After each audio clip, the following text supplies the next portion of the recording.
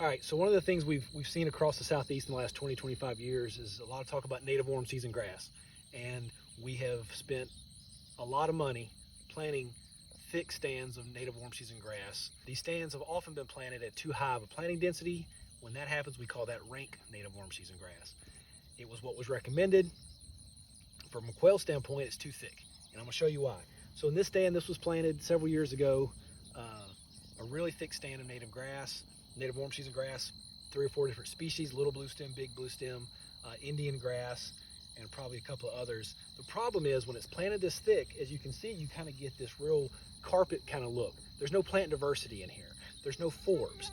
There's no anything producing seed other than grass seed, right? So when you're managing quail, you want to make sure they have something to eat 365 days a year. Well, in a stand like this, now this was burned earlier this spring, so it's not that tall yet. It'll be about this tall, way over my head by the end of the summer. But if you look down on it, there's nothing else out here. There's no plant diversity. So in a stand like this, you've got to come in and you've got to take this stand back. You've got to reduce these native grasses dramatically. Knock them back. Quail do not need that much grass, right? If you can get about 30% native grass and the rest is forbs and things that they can use in the fall for seed and for bug attraction and for those kinds of things, that's great. But if you look down on this, you can see the bare ground now because we're just a couple months post fire.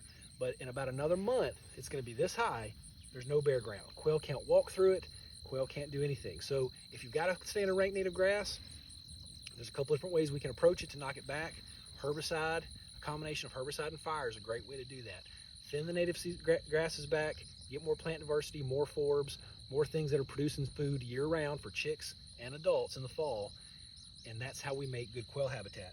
The space between bunch grasses is where great quail habitat is made. When you've got no space between them and nothing growing in between them, you don't have quail habitat.